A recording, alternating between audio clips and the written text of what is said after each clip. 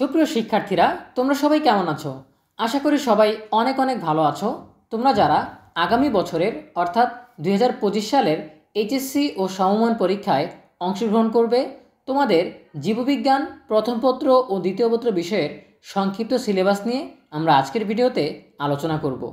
শুরুতেই সবার কাছে ছোট্ট একটা রিকোয়েস্ট করছি, যারা এখনও আমাদের চ্যানেলটিকে সাবস্ক্রাইব করোনি তারা সাবস্ক্রাইব করে ফেলো।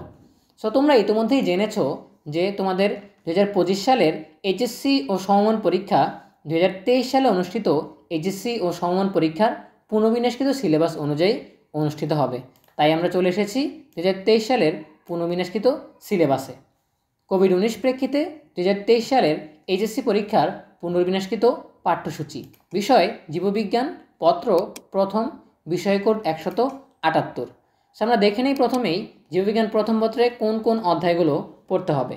প্রথমেই রয়েছে প্রথম অধ্যায় কোষ ও এর গঠন, এরপর রয়েছে দ্বিতীয় অধ্যায় কোষ বিভাজন, এরপর রয়েছে চতুর্থ অধ্যায় অণুজীব, এরপর রয়েছে সপ্তম অধ্যায় নগ্নবীজি ও আবৃতবীজি উদ্ভিদ, এরপর রয়েছে অষ্টম অধ্যায় টিস্যু ও টিস্যুতন্ত্র, এরপর রয়েছে নবম অধ্যায় উদ্ভিদ শরীরতত্ত্ব, এরপর রয়েছে একাদশ অধ্যায় জীব প্রযুক্তি।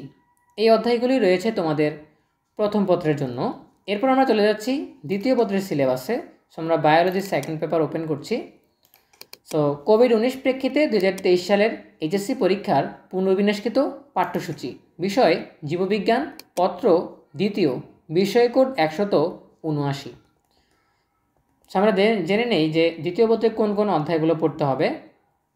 প্রথমেই রয়েছে প্রথম অধ্যায় প্রাণীর বিভিন্নতা ও শ্রেণীবিন্যাস, এরপর রয়েছে দ্বিতীয় অধ্যায় প্রাণীর পরিচিতি, তারপরে রয়েছে তৃতীয় অধ্যায় মানব শরীরতত্ত্ব, পরিপাক ও শোষণ, এরপর রয়েছে চতুর্থ অধ্যায় মানব শরীরতত্ত্ব, রক্ত ও সঞ্চালন, এরপর রয়েছে পঞ্চম অধ্যায় মানব শরীরতত্ত্ব, শ্বাসক্রিয়া ও শ্বসন, এরপর রয়েছে সপ্তম অধ্যায় মানব শরীরতত্ত্ব, চলন ও অঙ্গচালনা, এরপর রয়েছে একাদশ অধ্যায় জিনতত্ত্ব ও বিবর্তন।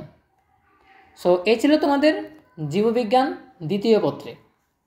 সো আজকের ভিডিওতে আমরা আলোচনা করলাম জীববিজ্ঞান প্রথম পত্র ও দ্বিতীয় পত্র সংক্ষিপ্ত সিলেবাস নিয়ে। দেখা হবে পরবর্তী বিষয়ের সংক্ষিপ্ত সিলেবাস নিয়ে। সেই পর্যন্ত সবাই ভালো থাকো, সুস্থ থাকো, নিরাপদে থাকো। সকলের জন্য রইল অনেক অনেক শুভকামনা। ধন্যবাদ সবাইকে।